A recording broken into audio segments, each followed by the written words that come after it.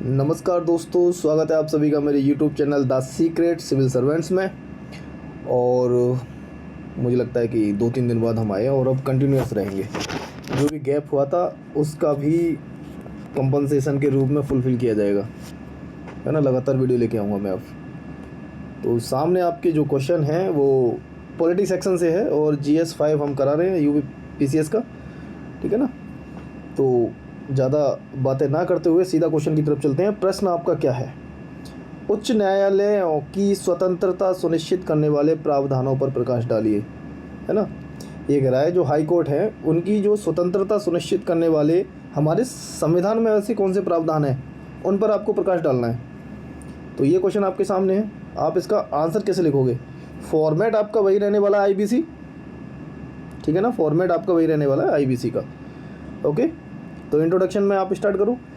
Introduction कैसे start किया? एक स्वतंत्र न्यायपालिका विधि के शासन के निष्पक्ष अनुप्रयोग, मौलिक अधिकारों की सुरक्षा और सरकार की अन्य शाखाओं के द्वारा शक्ति के संभावित दुरुपयोग के खिलाफ जांच सुनिश्चित करती है।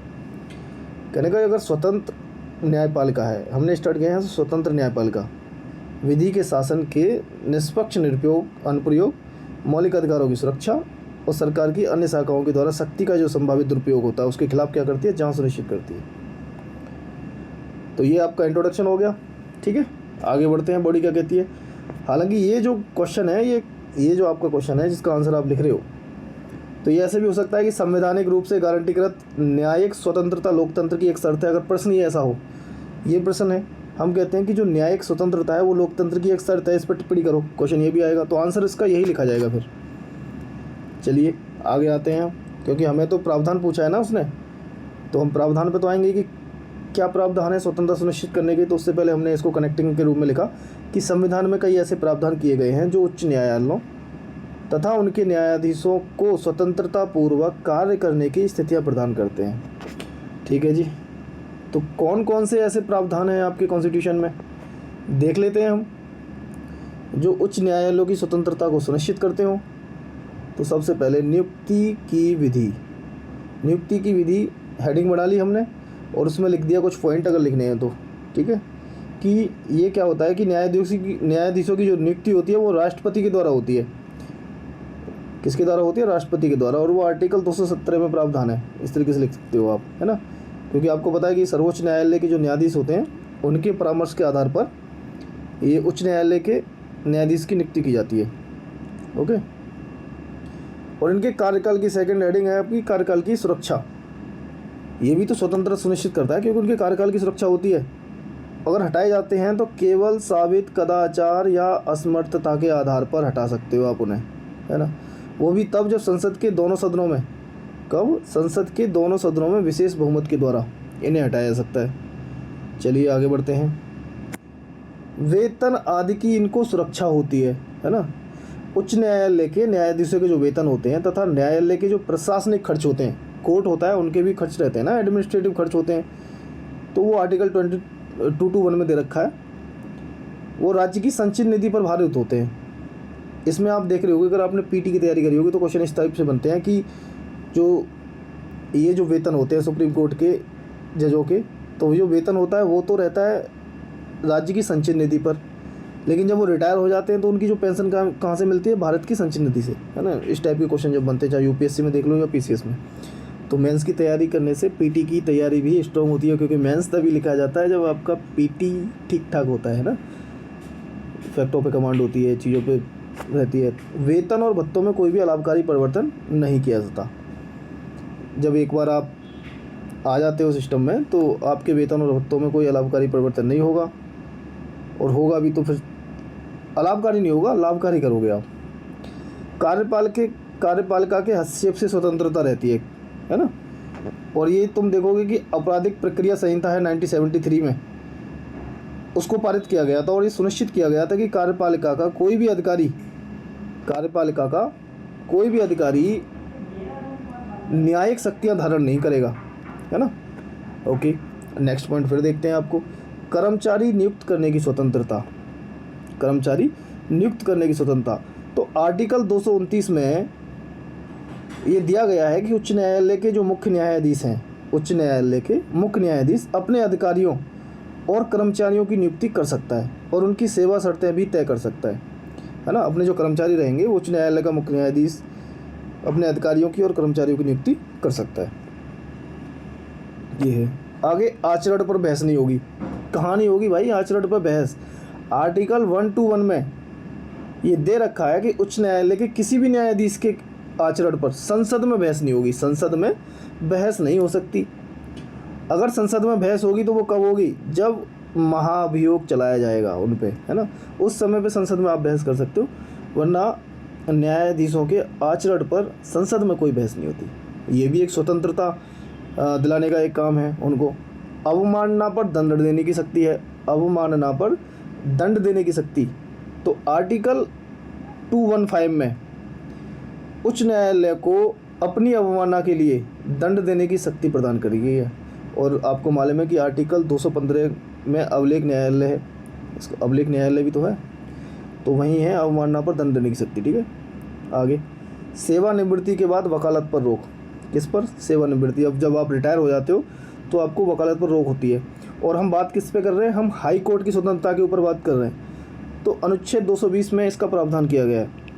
लेकिन अगर आप रिटायर हो जाते हो और वकालत करते हो सर्वोच्च एवं उच्च न्यायालय में कर सकते हो आप, ठीक है ना। आपकी वकालत पर रोक अनुच्छेद 220 के तहत अगर आप देखोगे तो अधिनस्थ में नहीं कर सकते। वही आप देखोगे सर्वोच्च न्यायालय का अगर होगा तो वहाँ कर सकते हो आप, फिर उच्च न्यायालय में नहीं आ पाओगे। तो सेवानिवृत्ति के बाद वकालत पर रोक है आर्टिकल 220 में। ओके। उसके बाद जब इतना ही पूछा था, प्रावधान पूछे थे, आपने प्रावधान बता करके सीधा निष्कर्ष कर दिया। निष्कर्ष से कह सकते हैं कि संविधान में उच्च न्यायालयों को स्वतंत्रतापूर्वक कार्य करने के लिए पर्याप्त कार्यात्मक स्वतंत्रता प्रदान की गई है। इस तरीके से आपने ये क्वेश्चन कंप्लीट कर दिया। ठीक है। प्रावधान बताए थे, प्रावधान आप बताते चले। लेकिन अब इस एक ही क्वेश्चन को, ये क्वेश्चन आपका वही है, क्वेश्चन आपका वही है, ठीक है ना। इस क्वेश्चन को और कैसे लिख सकते हैं ये देखना है। क्वेश्चन आपका वही था, मैंने कहा इस क्वेश्चन को कैसे और लिख सकते हैं आप। इसको डाटा आपके पास वही है, सफिशिएंट डाटा है। अगर आपको कहा जाए कि ये अगर 125 में आता तब कैसे लिखते, अगर ये 200 वर्ड में पूछता तो कैसे लिखते, है ना। अगर आपको 125 में ये मिलता या 200 में, तो इसके रिप्रेजेंटेशन का तरीका आप दूसरी तरीके से भी कर सकते थे। ठीक है ना। जैसे मैंने वो क्वेश्चन जो कराया था अभी ऊपर, उसी को मैंने दोबारा से दूसरे अंदाज में लिखने की कोशिश करी कि इसको ऐसे भी लिख सकते हो आप। यहाँ इंट्रो डालोगे पहले तो, उसके बाद जो स्वतंत्रता सुनिश्चित करने के प्रावधान है इस तरीके से कवर करके इसको आप जो है कवर कर दिए, और सीधा सीधा लिख दो उसके अंदर की चीज़ें, ना भी कुछ लिखा जाए तो आपको, है ना। नियुक्ति की विधि और कार्यकाल की सुरक्षा, वेतन आदि की सुरक्षा आर्टिकल 221, कार्यपालिका के हस्तक्षेप से स्वतंत्रता, अवमानना पर दंड देने की शक्ति आर्टिकल 215, सेवानिवृत्ति के बाद वकालत पर रोक आर्टिकल 226, नहीं 220 है ये, 226 नहीं 220। ठीक है। आगे आचरण पर बहस नहीं हो सकती आर्टिकल 121, कर्मचारी नियुक्त करने की स्वतंत्रता आर्टिकल 221। ये हमने सारे लिखे थे। लेकिन अब रिप्रेजेंट आप इस तरीके से भी कर सकते हो, 125 वर्ड में आओ, समय कम रहता है आपके पास, सारे पॉइंट आप डाल सकते हो इस तरीके से। और आगे की राह लिख सकते हो उसमें, जैसे ऊपर लिखा कि हालांकि आगे की राह वहाँ ज़्यादा सटीक रहती है, जहाँ चुनौतियाँ पूछे उसका समाधान बताओ, समाधान के बाद और आगे की राह बता सकते हो। लेकिन यहाँ भी दे सकते हो आप, क्योंकि पारदर्शी नियुक्त प्रक्रिया अपनाई जाए। जजों की जो नियुक्ति प्रक्रिया है वो पारदर्शी नहीं होती, तो उसमें पारदर्शी प्रक्रिया अपनाई जाए। न्यायालयों की जो अवमानना प्रावधानों की जो समीक्षा है, उनकी अवमानना प्रावधान है उनकी समीक्षा की जाए। सेवानिवृत्ति के बाद राजनीतिक रूप से सक्रिय होने की समीक्षा हो। आप देखते होंगे कि सेवानिवृत्ति के बाद मोस्ट ऑफ जजेज नहीं हैं, लेकिन कुछ आपके पास करंट में भी बहुत सारे केस हैं ऐसे हुए हैं कि रिटायर हुए हैं या रिटायर नहीं भी हुए तो उन्होंने इस्तीफा दिया, उसके बाद जो है पॉलिटिकल पार्टी ज्वाइन कर ली इलेक्शन लड़ने के लिए। तो ये एक इनकी स्वतंत्रता को तो चोट पहुंचाता ही है, उनके निर्णयों पर भी जनता का विश्वास को कम कर देता है कि इनके ज़रा जो पूर्व में निर्णय दिए गए थे क्या वो पॉलिटिकल पार्टी से संबंधित थे। इन सब चीज़ों पे थोड़ा सा विश्वास को डगमगा देता है जनता का। तो आप इस तरीके से देख सकते हो। आप ये भी लिख सकते हो, इंट्रोडक्शन डालो, बॉडी पे इतना काम करो ये वाला, उसके बाद सीधा कंक्लूड कर दो इसको आप, है ना। और कोई डायग्राम वगैरह बनाना चाहो तो वो भी बना सकते हो कि आप ऐसे बना लेते, है ना। और ये दिखा देते, यहाँ पे SC दिखा देते, यहाँ SC दिखा देते, और यहाँ अधीनस्थ न्यायालय जो अंदर है। तो इस तरीके से ही तो है, इसे आप बंद करते और यहाँ आप लिख सकते थे कि एकीकृत न्यायपालिका, है ना, लिख करके यहाँ एकीकृत न्यायपालिका, इस तरीके से बना देते इसको, समय मिलता। तो आप बताओ ना कि रिप्रेजेंटेशन कौन सा अच्छा था, पहले जो किया था वो वाला, या फिर इस वाले फॉर्मेट में इस तरीके से करते हम, तो ये रिप्रेजेंटेशन ज़्यादा बेहतर होता कि यहाँ इंट्रो लिखते, ये बॉडी रहती है हमारी, एक ये फिगर बन जाता साइड में, और ये कंक्लूड कर देते बाद में, ठीक है ना। तो इस तरीके से ये एक प्रश्न हमारा कंप्लीट होता है। चलो नेक्स्ट प्रश्न देखते हैं, 2 क्वेश्चन करा देते हैं इस वाली वीडियो में, फिर आगे बताते हैं। ओके, प्रश्न क्या कह रहा है, राष्ट्रीय और राज्य स्तरीय दलों के रूप में मान्यताओं के लिए दशाएं स्पष्ट कीजिए। मतलब कोई भी पार्टी पंजीकृत होती है, उसके बाद वो राज्य स्तरीय दल बनेगा या राष्ट्रीय स्तरीय दल बना हुआ है, वो उसकी कौन सी शर्तें होती हैं ऐसी, है ना। क्वेश्चन ये कह रहा है कि किन शर्तों के आधार पर कोई भी पार्टी राज्य स्तरीय पार्टी होती है और राष्ट्रीय स्तर की पार्टी होती है, ये क्वेश्चन ये है। ठीक है जी, वही IBC फॉर्मेट स्टार्ट करो आप। क्या कहते हो, जन प्रतिनिधित्व अधिनियम 1951 के अनुसार पंजीकृत राजनीतिक दलों को, किसको, पंजीकृत राजनीतिक दलों को भारत निर्वाचन आयोग राजनीतिक दलों को उनके चुनावी प्रदर्शन के आधार पर राष्ट्र या राज्य स्तरीय दलों के रूप में मान्यता प्रदान करता है। जैसे फिलहाल में आम आदमी पार्टी को दिया गया था दर्जा राष्ट्रीय पार्टी का, है ना। तो हम इसको खंडित कर लेंगे, एक पहले राष्ट्रीय की दशा बता देंगे कौन सी शर्तें हैं राष्ट्रीय स्तर की पार्टी बनने के लिए, और राज्य स्तर की पार्टी बनने के लिए कौन सी शर्तें हैं उसके बारे में बता देंगे। तो पहली हेडिंग हमने बना ली ये, ठीक है ना, चेंज करते हैं इसको। पहली हेडिंग हमने बनाई, राष्ट्रीय पार्टी घोषित करने की शर्तें कौन कौन सी हैं, ठीक है ना। तो देखिए, 4 या अधिक राज्यों में राज्य स्तरीय दल के रूप में मान्यता प्राप्त हो, ये 4 स्टेट में या कुछ अधिक राज्यों में तुम्हें अगर स्टेट पार्टी का दर्जा प्राप्त है तो आप राष्ट्रीय पार्टी कहलाओगे। ओके, नेक्स्ट, लोकसभा या विधानसभा के चुनावों में 4 अलग अलग राज्यों में वैध मतों का 6% मत प्राप्त करता है तथा इसके अतिरिक्त 4 लोकसभा सीटों पर जीत दर्ज करे तो भी आप राष्ट्रीय पार्टी बन सकते हो, है ना। ये है कि इनमें से कोई एक शर्तें अगर आप पूरी कर रहे हो तो बन जाओगे। कि अगर जैसे अभी लोकसभा के इलेक्शन चल रहा है और राज्यों में विधानसभा के इलेक्शन होते हैं, उस समय अगर वो 4 अलग अलग राज्यों में वैध मतों का 6% अगर आप प्राप्त करते हो और उसके साथ 6% प्राप्त करने के साथ 4 लोकसभा सीटें जीतते भी हो तो आपको राष्ट्रीय पार्टी का दर्जा मिल जाएगा। या फिर कम से कम 3 राज्यों से कुल सीटों का कम से कम 2% सीटें जीती हों, है ना। कि कम से कम 3 राज्यों में, 3 राज्यों से ज़्यादा भी हो सकते हो। अगर आप लड़ रहे हो इलेक्शन, कोई भी पार्टी इलेक्शन लड़ती है और वो टोटल जितनी सीटें हैं उनका 2% सीटें जीतती है, 2% सीटें जीतती है लोकसभा में, तो भी आप राष्ट्रीय स्तर की पार्टी बन सकते हो। ठीक है, ये तो था राष्ट्रीय स्तर की पार्टी बनना। लेकिन एक स्टेट में कोई भी पार्टी राज्य स्तर की पार्टी की मान्यता प्राप्त करती है तो उसकी शर्तें क्या हैं, उसकी शर्तें क्या हैं, ठीक है, बताइए। तो शर्तें देखिए, ये जो शर्तें हैं वो इनमें से कोई एक हो सकती है। जैसे हमने बताई 5 शर्तें बताई हैं, 1 2 3 4 और 5। इनमें से कोई भी एक शर्त को फुलफिल करता हो कोई भी पार्टी तो वो राज्य स्तर की पार्टी कहलाएगी। पहला, विधानसभा चुनाव में डाले गए वैध मतों का 6% अगर मत प्राप्त करती है कोई पार्टी, साथ ही उसी राज्य में 2 सीटें जीत जाती है। 2 सीटें अगर वो जीतती है और 6% टोटल मत प्राप्त करती है तो वो राज्य स्तर की पार्टी बनी रहती है। जैसे नेशनल पार्टी के दर्जे की बात कर रहे थे तो आप देखते हो कांग्रेस है, आम आदमी पार्टी है ना, बीजेपी है, बहुजन समाजवादी पार्टी है, ये क्या है, राष्ट्रीय दल का दर्जा प्राप्त है उनको। और राज्य स्तरीय का दर्जा अपने यूपी में देखो तो समाजवादी पार्टी राज्य स्तरीय पार्टी है, वो स्टेट लेवल की पार्टी नहीं है। तो ये है कि विधानसभा चुनाव जब होते हैं तो उनके डाले गए कुछ वैध मत हैं, उनका 6% अगर उसमें मत प्राप्त होता है और 2 सीटें जीती जाती है, पहला पॉइंट।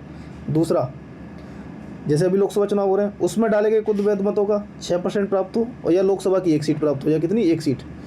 विधानसभा में अगर वोट पड़ रहे हैं 6% तो 2 सीटें जीत रहो। लोकसभा में अगर वैध मतों का 6% पड़ रहे हैं तो 1 सीट जीत जाओ। क्या होगा उससे, तुम स्टेट पार्टी का दर्जा हासिल कर लोगे। ठीक है, नेक्स्ट, तीसरा पॉइंट कि अगर वो भी नहीं कर पा रहे तो ये कर लो कि विधानसभा के चुनाव में 3% सीटें जीत जाओ। कितनी, 3%, या फिर 3 सीटें, जो भी अधिक हो। जैसे कि आप देखते हो कि कहीं किसी स्टेट में आपकी 60 सीटें हैं विधानसभा की, तो उसका 3% कितना होगा, 3 6 18, मतलब 2 सीटें लगभग, है ना। 3% सीटें अगर जीते होंगी, 60 सीटें हैं कहीं पे, तो कितनी होंगी? 2 सीटें लगभग। तो ये कह रहे हैं या 3 सीटें अधिक हों, जो भी अधिक हो, तो वहाँ 3% का क्राइटेरिया नहीं होगा जहाँ 60 सीटें होंगी, क्योंकि हमें चाहिए कितना? 3 सीटें, क्योंकि जो भी अधिक हो। चौथा पॉइंट क्या है? प्रत्येक 25 सीटों में से उस दल ने लोकसभा की कम से कम 1 सीट जीती हो। एक ये क्राइटेरिया होता है राज्य स्तरीय के दल का बनने का।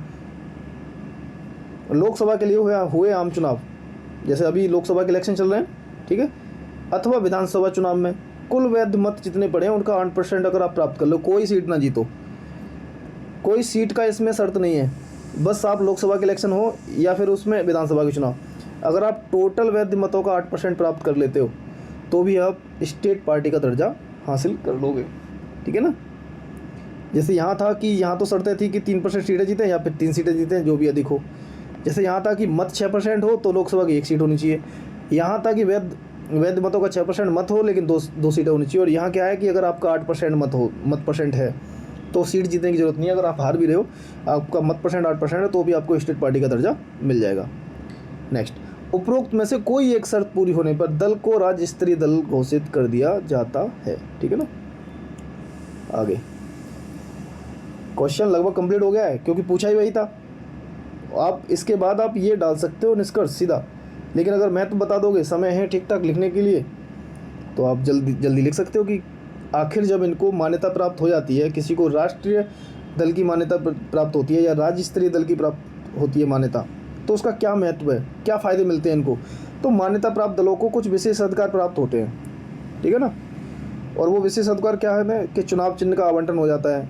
जैसे आप देखोगे समाजवादी पार्टी साइकिल है ना, तृणमूल कांग्रेस पहले वो होती थी राष्ट्र पार्टी, लेकिन उसका राष्ट्र पार्टी का दर्जा छीन लिया गया।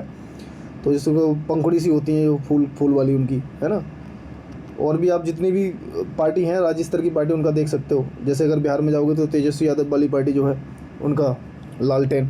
तो चुनाव चिन्ह का आवंटन हो जाता है।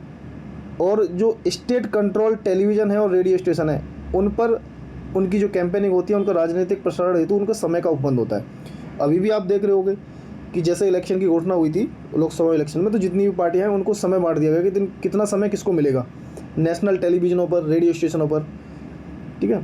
बाकी निर्वाचन सूचियों को प्राप्त करने की सुविधा मिल जाती है। अगला है स्टार प्रचारकों की संख्या। आप होते हो, आपको मालूम है कि अभी अगर आप करंट में न्यूज़पेपर वगैरह पढ़ते होगे, देखते होगे कितने स्टार प्रचारक हैं इस पार्टी के। जो भी मान्यता प्राप्त दल होते हैं वो 40 संख्या होती है उनकी स्टार प्रचारक की, 40। और अगर गैर मान्यता प्राप्त होंगे, सिर्फ पंजीकृत होंगे, उनके स्टार प्रचारकों की संख्या रहती है 20। तो इस संख्या को भी फर्क पड़ जाता है, ठीक है ना। और एंड में आप इसको कंक्लूड कर दोगे, ठीक। कि निष्कर्ष कह सकते हैं राष्ट्रीय या राज्य स्तरीय दलों के रूप में मान्यता प्राप्त भारत की बहुदलीय शासन प्रणाली को ये मजबूती देते हैं तथा क्षेत्रीय दलों को भी महत्व प्रदान करते हैं। या कुछ और भी बेहतर हो सकता है इसका अगर कंक्लूजन, तो वो आप बता सकते हो हमें कि ये इसका कंक्लूजन हो सकता था। अच्छा बताया करो यार, आप अगर देखते हो तो, अगर आप वीडियो देखते हो तो आप बताया करो कि इसमें ये वाले पॉइंट भी आ सकते थे, इसका इंट्रोडक्शन ऐसे हो सकता था, है ना, इसका कंक्लूजन ये हो सकता था, ये और ज़्यादा बेहतर रहता। इससे मुझे भी जानकारी थोड़ी मिलती रहेगी, तो मैं भी सुधार करता रहूँगा समय के साथ, ठीक है ना। बाकी ये क्वेश्चन कंप्लीट हो गया आपका, तो बहुत बहुत धन्यवाद आपका। और मैं आगे कंटिन्यू लेके आऊँगा वीडियो बिल्कुल, और 2-3 दिनों से मैं कंटिन्यूस नहीं हो पाया था, ठीक है ना। चलो बहुत बहुत धन्यवाद आपका।